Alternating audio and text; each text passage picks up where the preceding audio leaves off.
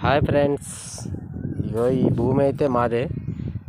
గతంలో ఉన్నటువంటి బీఆర్ఎస్ గుండాలు గుండా మనోహర్ రెడ్డి, అజ్మీరా వీరు నాయక్, రామసాయం బుచ్చిరెడ్డి ఈ ముగ్గురు కలిసి నా పైన దాడి చేపించి నా భూమిని ఈ విధంగా ఇది లాక్కున్నారు. ఇగో ఇట్లా ఇక్కడ నుంచి ఉంటుంది చూడండి. ఇగో ఈ విధంగా ఉంటుంది. ఈ పోలా పడుతుంది కదా మీకు,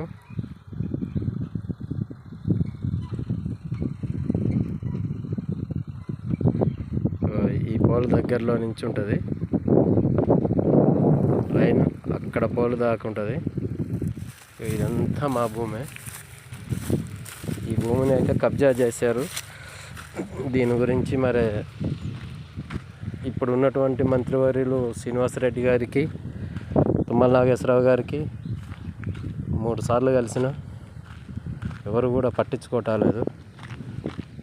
భూభారతి చట్టాన్ని తెచ్చారు. చట్టంలో నుంచైనా నాకు న్యాయం జరుగుద్దాం అనుకుంటున్నాం. దయచేసి ఈ భూమి మొత్తం మాదే. ఇక్కడ శ్మశాన వాటిక కట్టారు చూడండి, శ్మశాన వాటిక కట్టారు.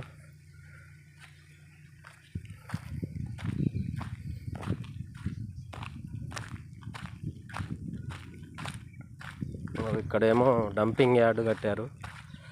ఇది నిరుపయోగంగా ఉన్నటువంటి డంపింగ్ యార్డు, ఎందుకు పనికి రాకుండా ఉన్నది. ఈ రెండింటి కోసం నా భూమి మొత్తం కబ్జా చేశారు.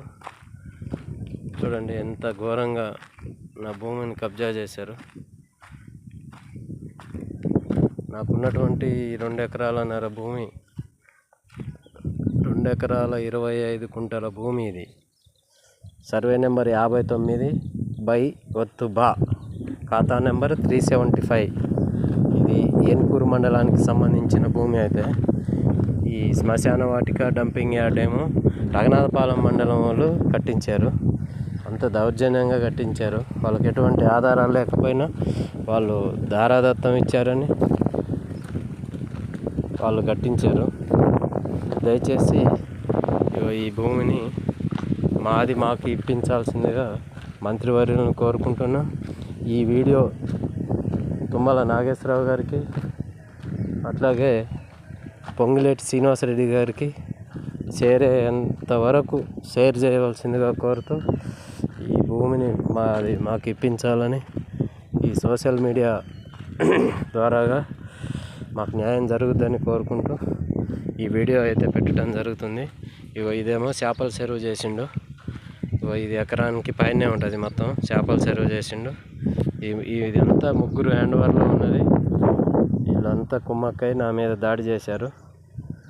మరి కొంతమంది గ్రామంలో ఉన్నటువంటి కొంతమంది కూడా వచ్చి నా మీద దాడి చేసి నా భూమిని లాక్కోవటం జరిగింది.